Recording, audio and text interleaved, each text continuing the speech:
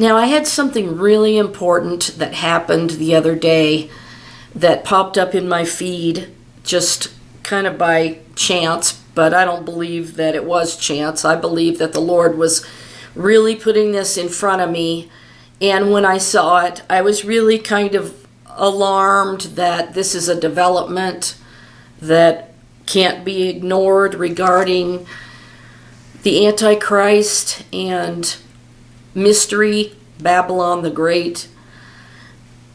You know, I guess I should start by saying that this Catholic doctor came up in my feed, and he was talking in all the Catholic lingo and stuff. I'm not Catholic, and I don't really, know all the ins and outs of their Roman religion. But what he was saying was just really developing the things about the Antichrist in the Bible. And so I want to share some of those things. And one of the things that he spoke of was in 1948, the year Israel became a nation, there was an Archbishop, Fulton Sheen. And he gave this sermon called Signs of the Times.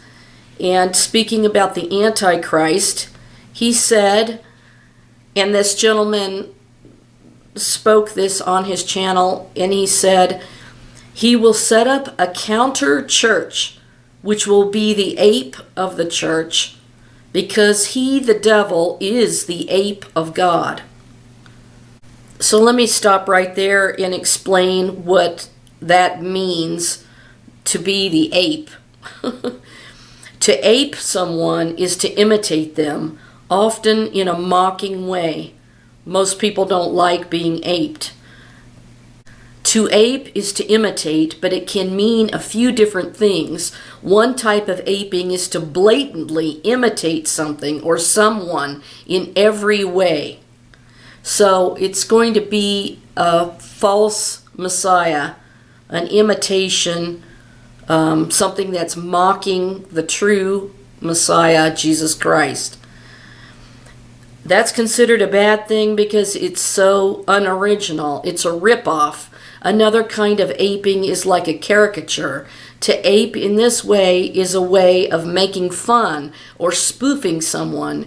Either way, you probably don't want to be accused of aping. So if you go back and you read that again, it says he will set up a counter church, which will be the ape. He's an imitator mocking the real church, because he, the devil, is the ape of God. So he's mocking God, he's void of God, and it will have all the notes and characteristics of the church, but in reverse and emptied of its divine content.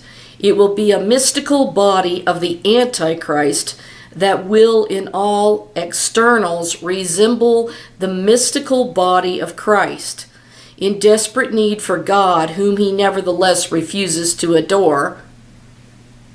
Modern man, in his loneliness and frustration, will hunger more and more for membership in a community that will give him enlargement of purpose, but at the cost of losing himself in some vague collectivity.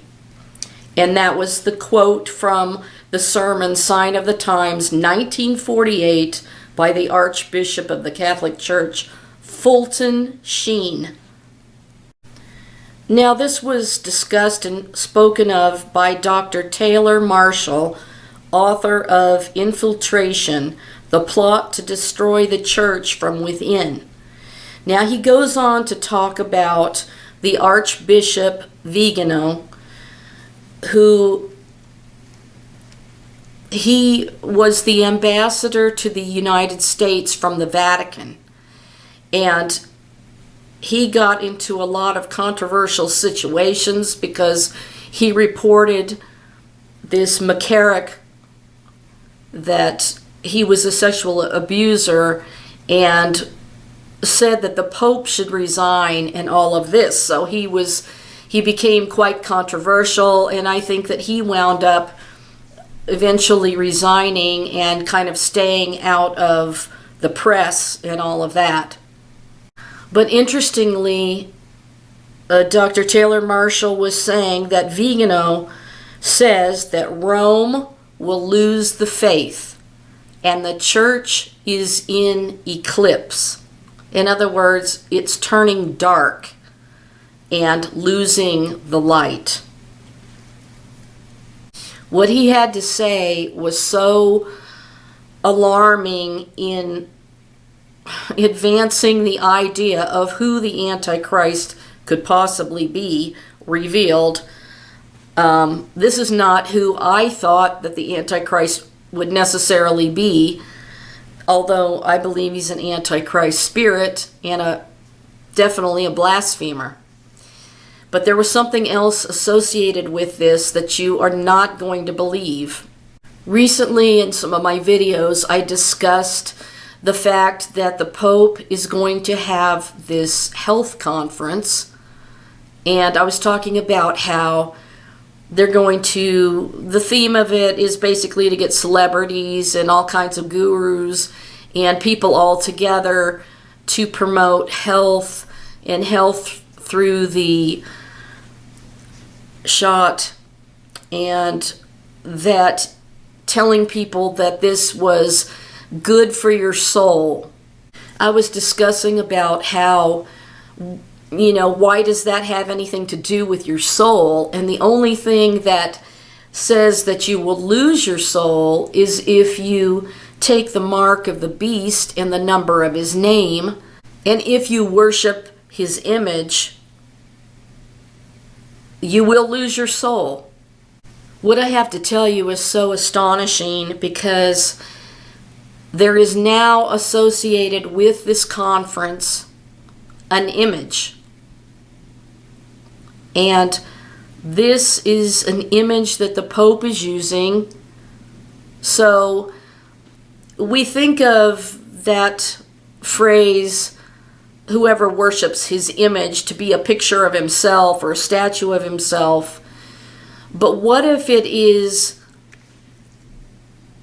his image that he's using? Like he's got this image that has to do with the Roman Catholic Church. And what if he's using that as,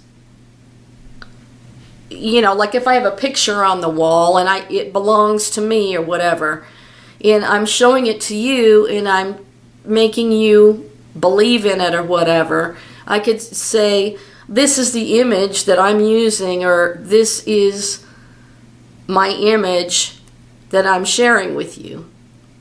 But it doesn't necessarily have to be a picture of me. It can be an image of something that represents God in some way, but in a blasphemous way.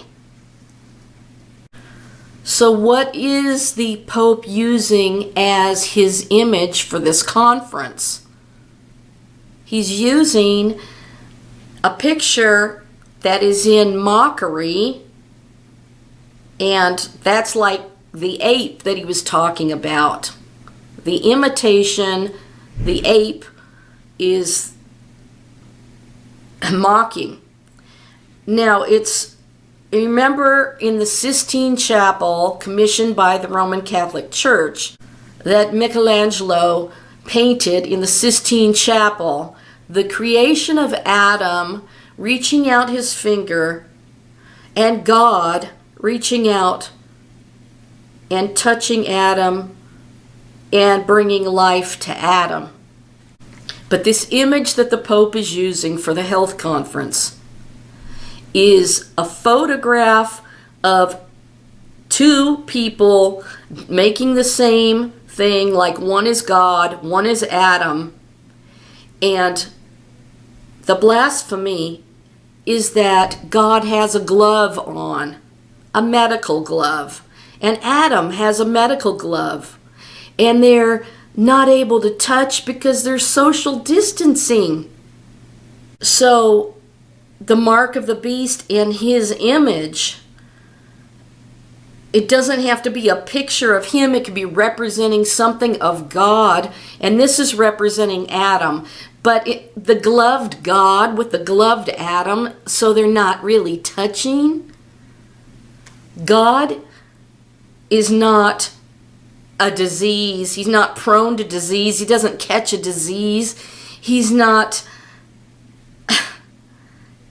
There's no reason for God to be gloved, and it's blasphemy. Now, this is interesting because listen to what it says about the image in Revelation 14, and I'm going to read a couple of different translations. The first one they have on the list is the New International Version. And it says, "And the smoke of their torment will rise forever and ever. There will be no rest day or night for those who worship the beast and its image, or for anyone who receives the mark of its name." The English Standard Version also says, "These worshipers of the beast and its image, and whoever receives the mark of its name." The Berean Study Bible says, "Those who worship the beast and its image." So it's not his image, it's its image. The beast has an image that it's using.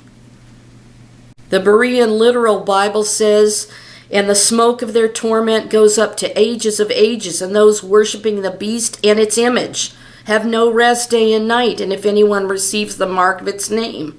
And King James Bible says, "And the smoke of their torment ascendeth up forever and ever, and they have no rest day nor night, who worship the beast." And this one says, "And his image, and whoever receiveth the mark of his name." So it doesn't have to necessarily be a picture of himself. It says its image. And then King James says his image. And it could be that he is presenting an image. That's my whole point. Let me tell you something. God is incorruptible. So to put a medical glove on God in that Sistine Chapel picture, and it's a photograph, an ape imitation mocking image of God, is something that they're going to use for this health conference. Now let me just read Romans 1:23 in conjunction with this. And this is going to blow your mind, this connection, because it said, let me start with verse 21, actually. It says of Romans 1, "Because that, when they knew God, they glorified him not as God, neither were thankful, but became vain in their imaginations, and their foolish heart was darkened." See, that's the eclipse of the church that is happening with the Antichrist coming in. "Professing themselves to be wise, they became fools, and changed the glory of the uncorruptible God into an image made like to corruptible man." So this image is the Sistine Chapel, but with the medical gloves on. So that's showing the disease, the plague. You can't touch God, and it's changing the uncorruptible God into an image like, mankind that has the plague, that has the COVID. And isn't it interesting that that painting is the creation of Adam? It's, the creation. "And wherefore God also gave them up to uncleanness through the lusts of their own hearts." Now this Archbishop Vigano, he exposed this other bishop or person of the Catholic Church who had done these things and was caught, basically. The lusts of his own hearts, to dishonor their own bodies between themselves, who changed the truth of God into a lie, So that image is a lie. And they worshiped and served the creature more than the creator. So that painting is of the creation, showing that God is the creator of Adam. So I'm telling you that the Pope is going to use this image that's in total mockery of God. And it is an ape, it's an imitation, a fake, and it's blasphemy. And of course, I'm going to show you the picture so you see what I mean. But this is the 5th International Vatican Conference, virtual proceedings, May 6th through 8th, 2021, exploring the mind, body, and soul. Unite to prevent and unite to cure, a global healthcare initiative. This is the image right here. This would be Adam's hand, and this would be God's gloved hand. He is the incorruptible God. And you're putting a glove on God as though he can either give the COVID or Adam's going to catch it from God. So they have to wear gloves and they have to stay a distance apart. This is changing the image of God, that's incorruptible God, into an image made into like man that is corruptible.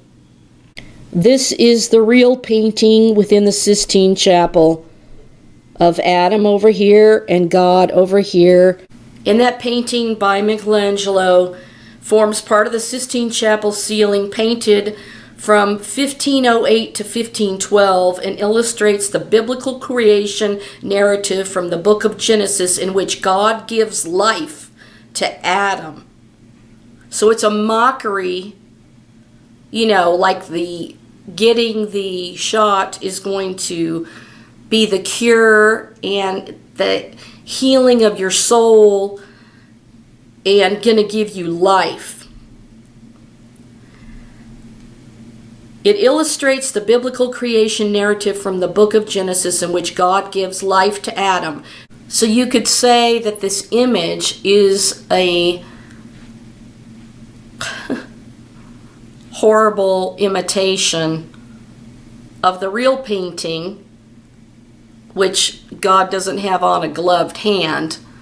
But God said not to make anything that you bow down and worship to either an image of God.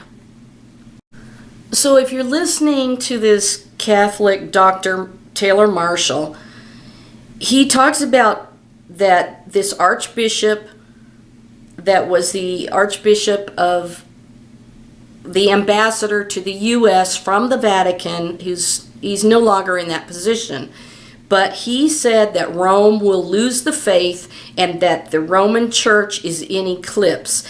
And what he indicated on top of that is that an apostasy is happening within that church that's going dark in an eclipse and losing any light, that if there was light in it. And interesting, he's talking about apostasy happening, that Rome will lose the faith.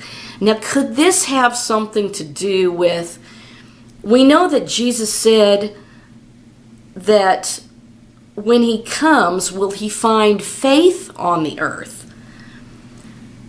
Could it be that that could actually be a reference to this Roman Catholic Church that's had all this power over the church over all these centuries is going to lose its faith and become apostate, and this dark entity is going to take it over, and an anti-pope is going to sit on the throne chair and declare what?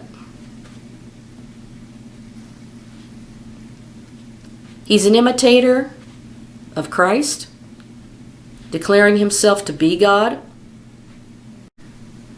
And then he goes on to say Dr. Taylor Marshall says that he loves the Pope and all of this, but he needs to really open his eyes to see. He thinks that if a Pope like this was in power, that he would immediately be removed. But what's interesting is he said that this person that's going to take over and be a facade, like having the exterior of an imitation of the church, but what is inside is devoid of the divine light of Christ.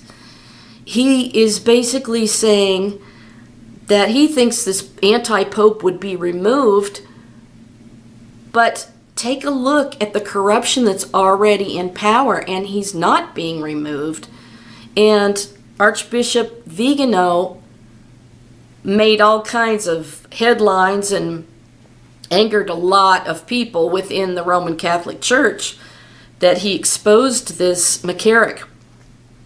And so he kind of went into hiding to protect himself, because he called for the Pope to step down and people didn't like it. But guess what? He's still in power, and now he's got this image that he's using at this health conference. Now remember, he's going to put an image.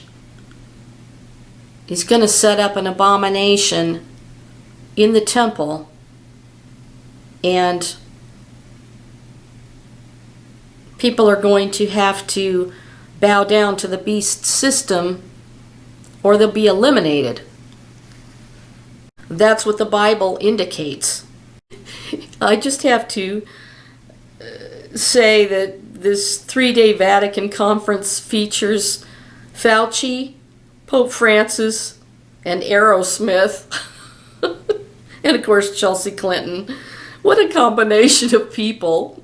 And Deepak Chopra, among others. What a conglomerate of people that aren't knowledgeable in medicine, except for maybe Fauci. So doesn't that take on new meaning to you, that they exchanged an image of the incorruptible God to an image like unto corruptible man? That image basically is showing exactly that, and that's what I'm trying to show you, that the Lord was showing me and putting in my heart to tell you. Now let me just tell you who this Vigano is, the Archbishop. He was Carlo Maria Vigano. He's an Archbishop of the Catholic Church who served as the Apostolic Nuncio to the United States from October 19th, 2011 to April 12th, 2016. He previously served as Secretary General of the Governorate of Vatican City State from July 16th, 2009 to September 3rd, 2011. So this guy that's saying all of this stuff was the Archbishop, the ambassador to the United States from the Vatican. So he's got to know some of what he's talking about here. So could it be that this is its image that you're not supposed to follow, take the mark of, or bow down to, that they're going to use to convince you? I'm now going to share a couple of the very important, detailed remarks when Dr. Taylor Marshall spoke about inside the Catholic Church what's happening. And this is not like someone's guessing about the Antichrist in the system of the beast, but telling also about the conference that I spoke of, and also showing the image. And I felt like it was extremely important that you hear some of these segments of this video, and I'll put the link to his video in the description box. I'm just going to use it with the fair use doctrine, just short little clips to share the most important parts of Vigano's statements, saying that basically this anti-pope, anti-Christ is going to come out of the Roman Catholic Church. And this is not something I was expecting to pop up before my face, but I put those scriptures together myself because I really felt that that image was changing the incorruptible God into something of corruptible man. If there was ever an image that represented that, that would be it. The hand of God creating life in Adam, but showing God with a glove on and Adam with a glove on like they're social distancing. Blasphemy all the way around. Now let me just reiterate that I am not Roman Catholic, never have been. I am just reporting something that I discovered that popped up in my feed within the Catholic Church that's going on, and the Catholics are discussing it. And I want you to hear what this Catholic Dr. Taylor Marshall says about the Antichrist. I don't think that he personally believes that the Pope is the Antichrist, and I have not really believed that before, but you just have to listen to what Archbishop Vigano stated about what's going on with the popes and how the Antichrist is going to come to power. Now, he says the Holy See has deliberately renounced the supernatural mission of the Church, making itself the servant of the New World Order and Masonic globalism in an antichristic counter-magisterium. He goes on to say, the same dicasteries occupied by people ideologically aligned with Jorge Maria Bergoglio and protected and promoted by him now continue unrestrained in their implacable work of demolishing faith, morals, ecclesiastical discipline, and monastic and religious life. In an effort as vain as it is unprecedented to transform the Bride of Christ into a philanthropic association enslaved to the strong powers, end quote. The Bride of Christ herself doesn't become ultimately unfaithful to apostatize, but rather there's something superimposed on top of her. And what they're trying to do with superimposing over the true church, this is Vigano, is that and he calls them a sect of heretical and depraved modernists. So he doesn't even call them here, they're not really founded as a different church, they're a sect of heretical and depraved modernists. And what is their goal? Archbishop Vigano says their goal is to legitimize a number of practices. They want to legitimize adultery, and you can, if you've listened to Archbishop Vigano, you know that that's what he believes about Amoris Laetitia. Sodomy, Rocket Man, abortion, this is all about population control. Euthanasia, population control. Idolatry, the Pachamamas, and the perversion of intellect and will. Then Archbishop Vigano says something that has spooked some people. It's a little controversial, but in reality, he's only quoting Our Lady of La Salette. Archbishop Vigano says, quote, "The true church is now eclipsed, denied and discredited by her very pastors, betrayed even by the one who occupies the highest throne," end quote. The true church is now eclipsed, says Archbishop Vigano.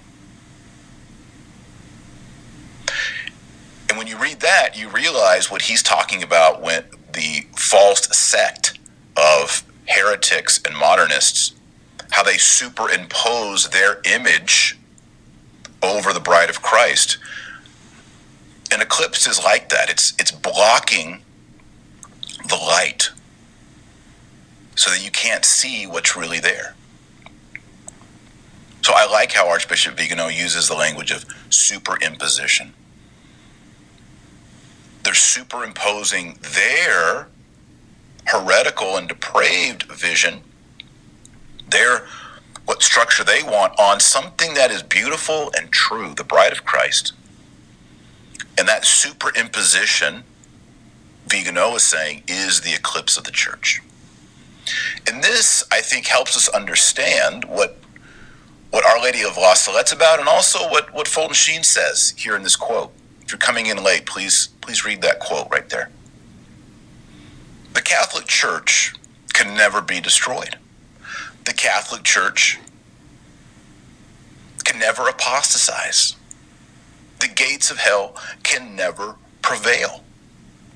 But a counter-church, which is the language of Fulton Sheen, will be the ape of the church. That's what he says here above. Look at the quote. He will set up a counter-church which will be the ape of the church because he, the devil, is the ape of God. And it will have the notes and characteristics of the church. How better to do that than to attach a parasite to the church, or a superimposition, or as Padre Pio says, to enter into the bosom of the church, or to use the language of infiltration, which I think sums up all of those descriptions. A parasite infiltrates. The counter church infiltrates.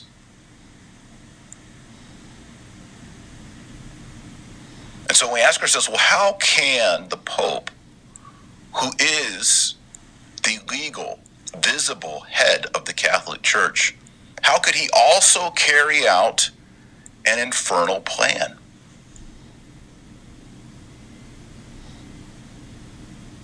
How could that be? I think the answer to it is the Pope has free will. You have free will, I have free will, the Pope has free will.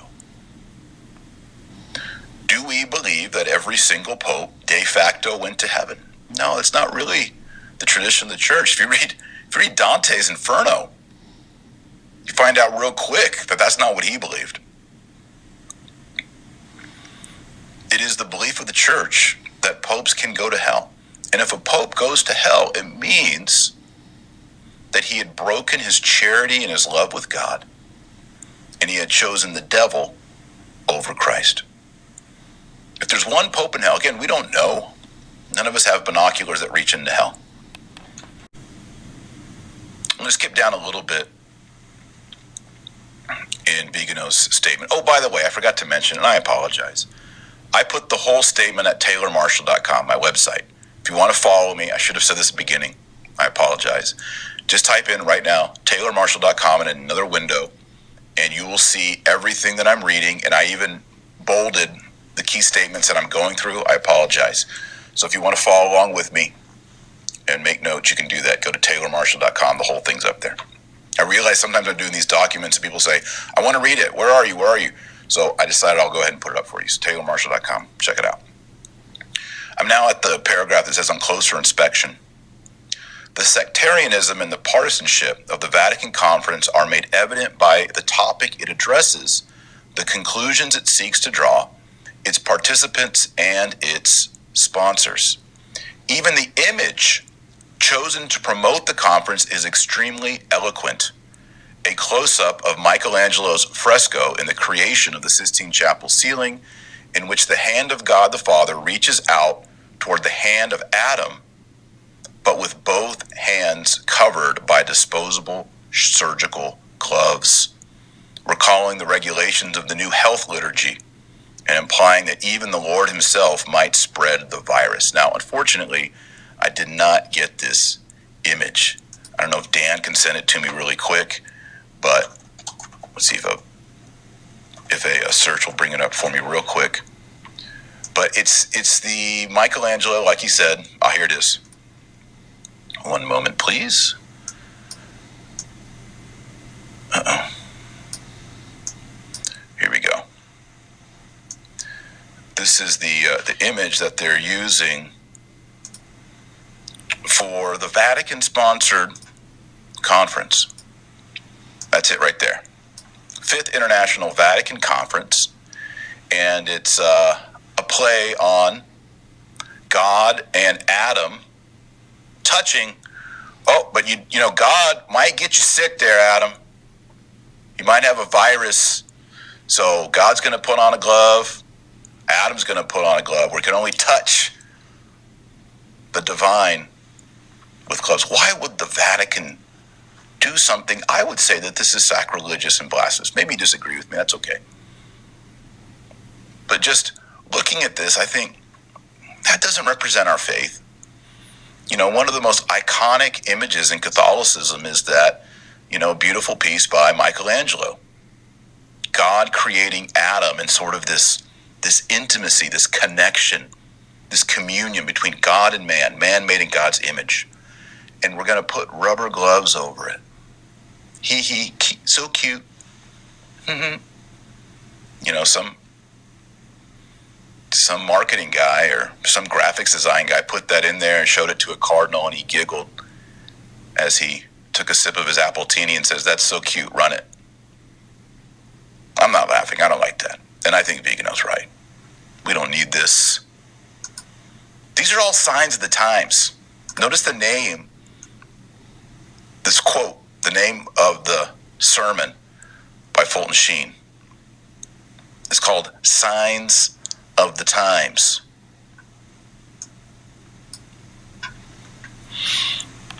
Vigano says, in this sacrilegious representation, he's talking about this,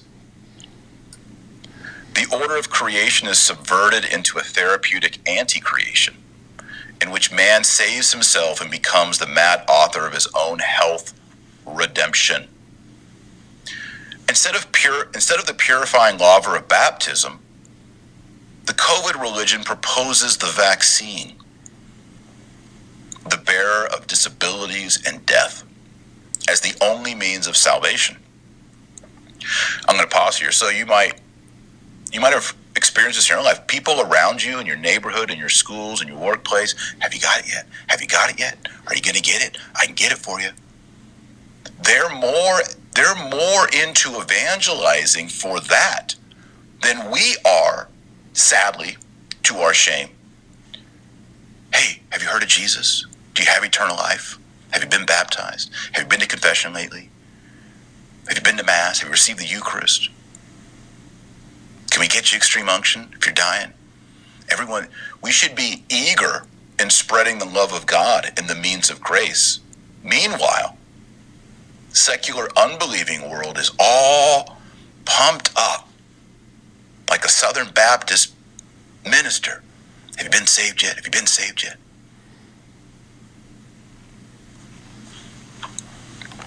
The choice of this imagery has an aberrant and blasphemous ring to it because it uses a well-known and evocative image to insinuate and promote a false and tendentious narrative that says that in the presence of a seasonal flu whose virus has not been isolated according to Koch's postulates and that can be effectively cured using existing treatment, it is necessary to administer vaccines that are admitted to be ineffective and that are still in the experimentation phase with unknown side effects, etc. He says the victims immolated on the altar of the health Moloch from children dismembered in the 3rd month of pregnancy in order to produce the gene serum to thousands of people who have been killed or maimed, do not stop the infernal machine of big pharma, etc. So this is his concern. Now here's the big bomb in the statement. We're getting to the end here. Last 2 paragraphs. Archbishop Vigano says, at La Salette, Our Lady warned us, quote, Rome will lose the faith and become the seat of the Antichrist, end quote. Rome will lose the faith and become the seat of the Antichrist. It will not be the Holy Church, indefectible by the promises of Christ, that will lose the faith. And that right there is important, because I know people are going to accuse Archbishop Vigano that he is attacking the dogma that the Holy Church, the one holy Catholic and Apostolic Church, is indefectible. But here, Vigano affirms that the church is indefectible. He says, quote, by the promises of Christ, it is indefectible. So it won't be the Holy Church that will lose the faith and become the seat of the Antichrist. Vigano is clear on that. And any of his critics who are going to come along and try to say that he's saying that, he says it right here that he's not saying that. I'm certainly not saying that myself. I believe in Vatican I. Archbishop Vigano believes in Vatican I. And in the sequel to this video, I will bring in Vatican I. I'll read the section that has to do with the indefectibility, not only of the papacy, but actually the Apostolic See of Rome. He says, it will not be the Holy Church, indefectible by the promises of Christ, that will lose the faith. It will be the sect that occupies the see of the most blessed Peter, and which today we see propagating the anti-gospel of the New World Order. So again, this is very similar to what Fulton Sheen was saying. Fulton Sheen says there will be a counter church that will ape the true church. Now, if Fulton Sheen is correct, just because it's Fulton Sheen doesn't mean he is correct, but if he is correct, and he says that the anti-church will have all the notes and characteristics of the true church, that means, according to Fulton Sheen, that the anti-church, the counter-church, will have the characteristic of some kind of papacy, some kind of hierarchy. Doesn't that make sense? If Fulton Sheen says that the counter-church will have the notes, it's right up here, right there. It will have the notes and characteristics of the church. That means it will have the notes and characteristics of a papacy, a college of cardinals, a hierarchy, etc. That's if Fulton Sheen's correct. I don't think Fulton Sheen's infallible.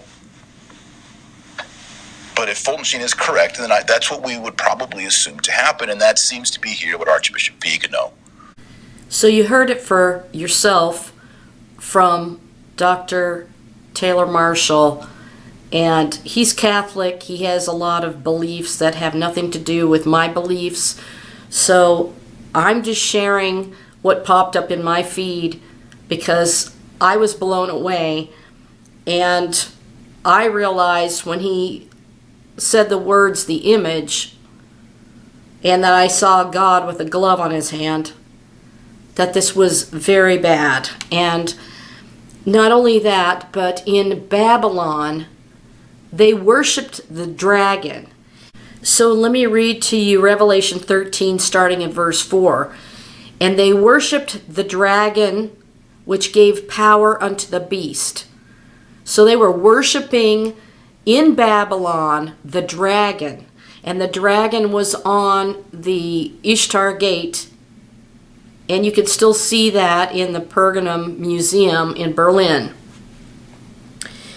That gate is there along with the seat of Satan, the temple that they brought from Pergamum.